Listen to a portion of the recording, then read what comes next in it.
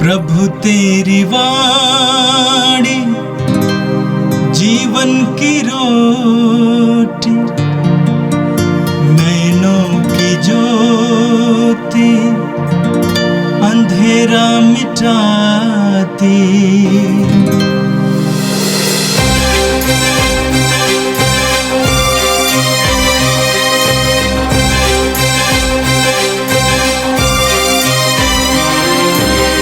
प्रभु तेरी वाणी जीवन की रोटी, नैनों की ज्योति अंधेरा मिटाती।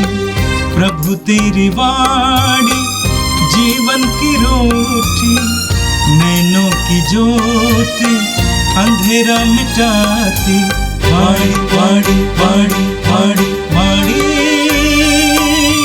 पवित्र है, शाश्वत है, जीवन का मन्ना है।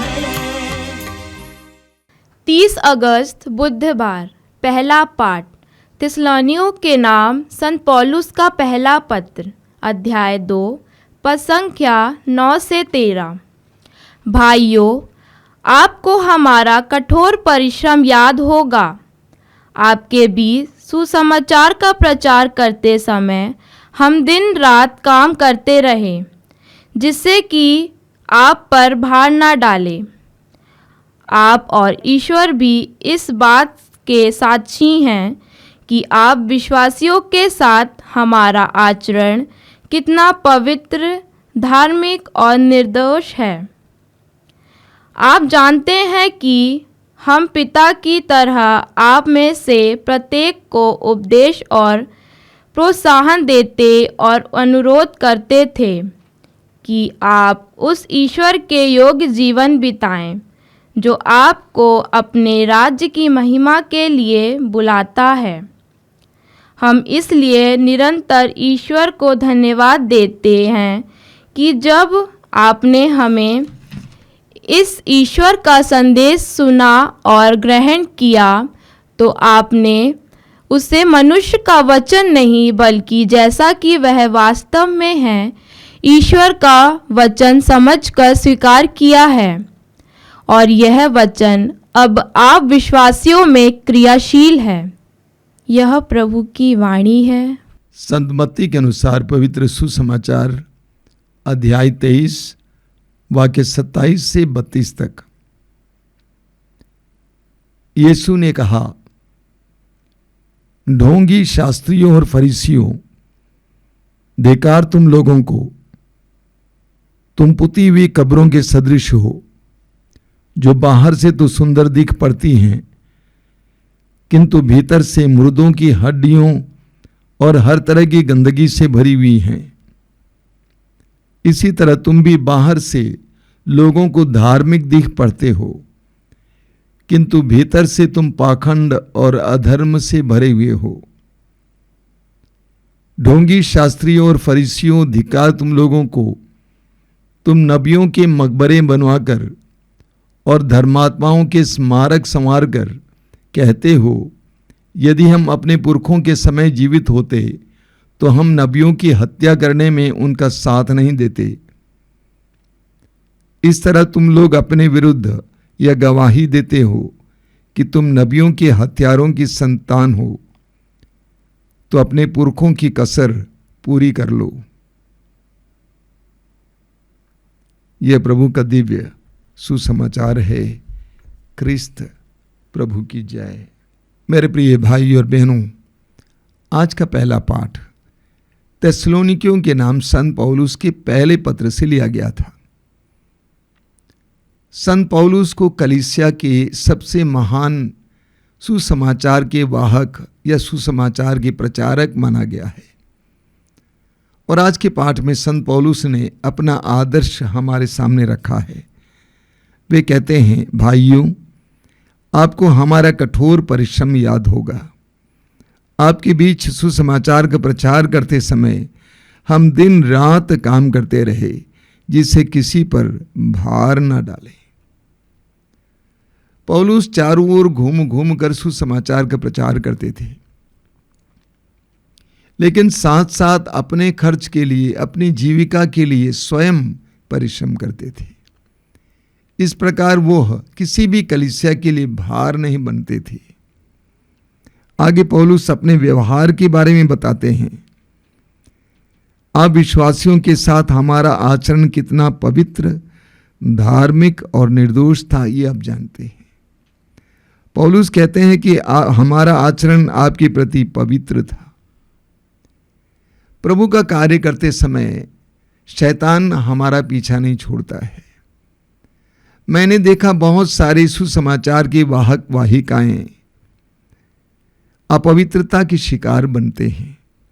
पौलुस अविवाहित थे, नर नारियों के साथ व्यवहार करना पड़ता था। पौलुस कहते हैं कि हमारा आचरण कितना पवित्र था, ये आप जानते हैं। पौलुस कहते हैं कि हमारा आचरण धार्मिक था, आध्यात्मिक था। लोगों के साथ पौलुस का रिश्ता एक आध्यात्मिक रिश्ता था, एक गहरा रिश्ता था। कोई दोस्ती नहीं थी, आध्यात्मिक रिश्ता था। साथ ही साथ पौलुस निर्दोष थे। लोगों को प्रसन्न करने के लिए वे कपट का मार्ग नहीं अपनाए थे, छल का मार्ग नहीं अपनाए थे। सबके सामने वे निर्दोष थे। आगे पौलुस कहते हैं, आप जानते हैं कि हम पिता की तरह आप में प्रत्येक को उपदेश और सांत्वना देते और अनुरोध करते थे। पौलुस सबको एक आध्यात्मिक बच्चे की तरह मानते थे। सबके लिए पौलुस एक पिता की तरह थे, आध्यात्मिक पिता, जिसने लोगों को आध्यात्मिक जन्म दिया हो। तो आध्यात्मिक पिता के रूप में उनका लोगों के साथ व्यवहार था। आगे पौलुस कहते हैं कि हम इसीलिए निरंतर ईश्वर को धन्यवाद देते हैं कि जब आपने हमसे ईश्वर का संदेश सुना और ग्रहण किया तो आपने उसे मनुष्यों का वचन नहीं बल्कि जैसा कि वो वास्तव में है ईश्वर का वचन समझकर स्वीकार किया, और ये वचन अब अविश्वासियों में क्रियाशील है। पौलुस कहते हैं कि मुझे बड़ी खुशी है कि जब मैंने आपको वचन सुनाया तो आपने उसको हल्के से नहीं लिया, बल्कि आपने बड़ी श्रद्धा के साथ, भक्ति के साथ ईश्वर के वचन को ग्रहण किया। जिस तरह पेतरुस कहते हैं यूहन्ना के समाचार के अध्याय 6 में, प्रभु हम जाएं तो कहां जाएं, आपके ही वचनों में अनंत जीवन का संदेश है। थिस्सलुनीके के लोगों ने, विश्वासियों ने पौलुस से ईश्वर का वचन बड़ी श्रद्धा और बड़े भय के साथ ग्रहण किया, इसीलिए वे वचन उनके अंदर क्रियाशील थे। बार बार पौलुस थिस्सलुनीकियों की कलीसिया को बधाई देते हैं क्योंकि उनके अंदर ईश्वर का वचन क्रियाशील था।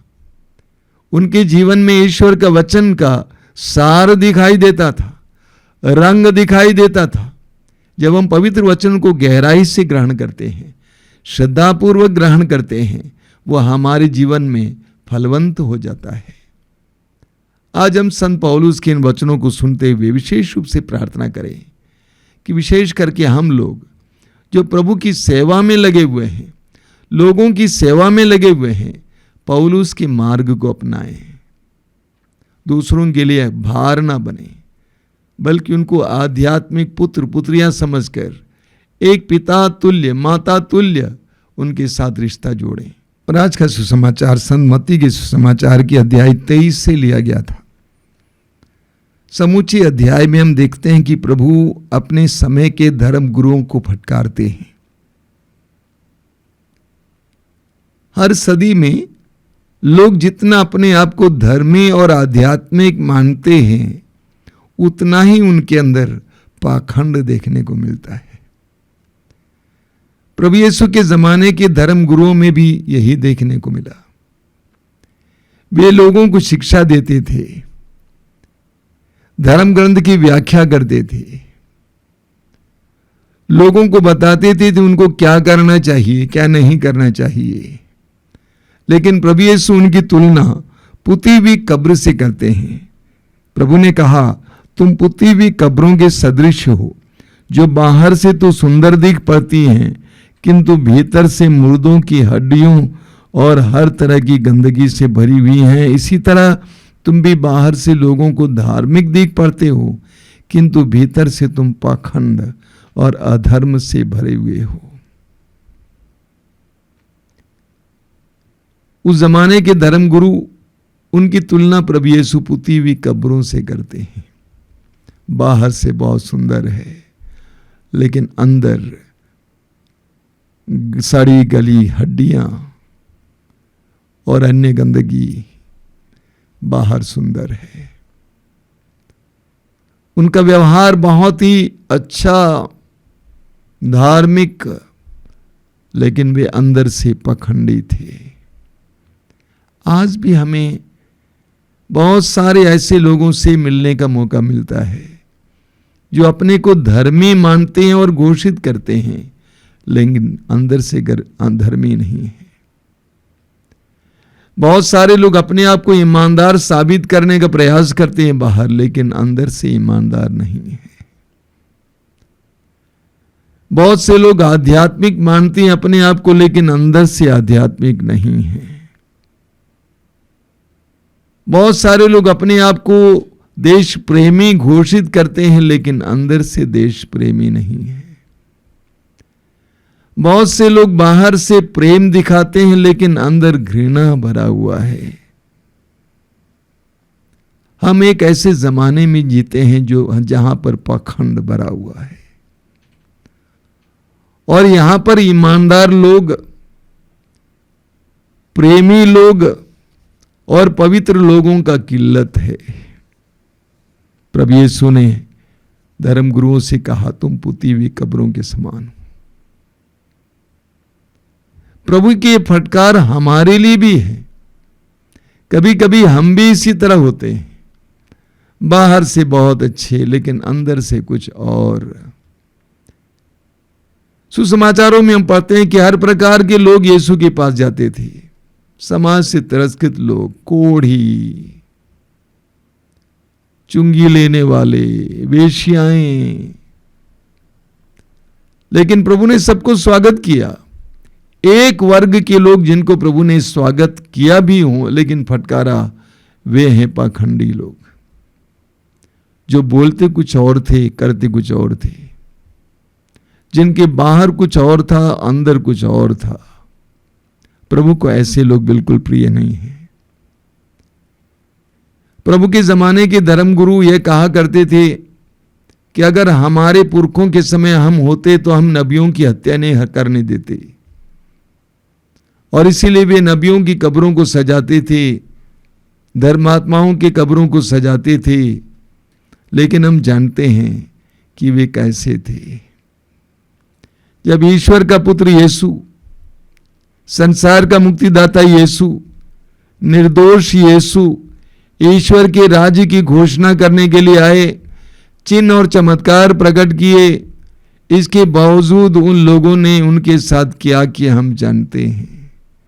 उन्होंने उनको क्रूस की सजा दिला दी, क्रूस पर मरवा डाला। प्रभु यीशु परोक्ष रूप से उनसे यही कहते हैं कि तुम कहते हो कि अगर हम अपने पुरखों के जमाने में होते तो हम नबियों को मरवा डालने नहीं देते। मेरे प्रिय भाई और बहनों, जीवन बहुत कठिन है, और विशेष करके सच्चा जीवन जीना बहुत कठिन है। ईमानदारी का जीवन जीना बहुत कठिन है, पवित्रता का जीवन जीना बहुत कठिन है, सच्चे प्रेम का जीवन जीना बहुत कठिन है। प्रभु यीशु हमारे सामने आदर्श रखे हैं। वे अंदर बाहर एक ही थे। जब यूहन्ना बपतिस्ता के शिष्य यीशु के पीछे हो लिए और यीशु ने पूछा कि क्या ढूंढ रहे हो, क्या चाहते हो, उन्होंने कहा, गुरुवर आप कहाँ रहते हैं? प्रभु ने कहा, आओ और देखो। वे गए और देखे। यीशु के अंदर इतनी आध्यात्मिक और आंतरिक स्वतंत्रता थी, आजादी थी, खुलापन था। प्रभु यीशु खुली किताब थी, अंदर बाहर एक सा। इसीलिए प्रभु ने कहा, धन्य है वे जिनका हृदय निर्मल है, वे ईश्वर के दर्शन करेंगे। प्रभु यीशु का हृदय निर्मल था, शुद्ध था, पवित्र था। वे अंदर और बाहर से एक जैसे थे। आइए हम प्रार्थना करें। प्रभु, हम तुझे धन्यवाद देते हैं आज के सुंदर दिन के लिए, जीवन के वरदान के लिए धन्यवाद देते हैं। धन्यवाद देते हैं तेरे पवित्र वचनों के लिए। फटकार है लेकिन हमारे लिए एक संदेश है, ईमानदारी का जीवन जीने के लिए, सच्चाई का जीवन जीने के लिए, निर्दोष जीवन जीने के लिए।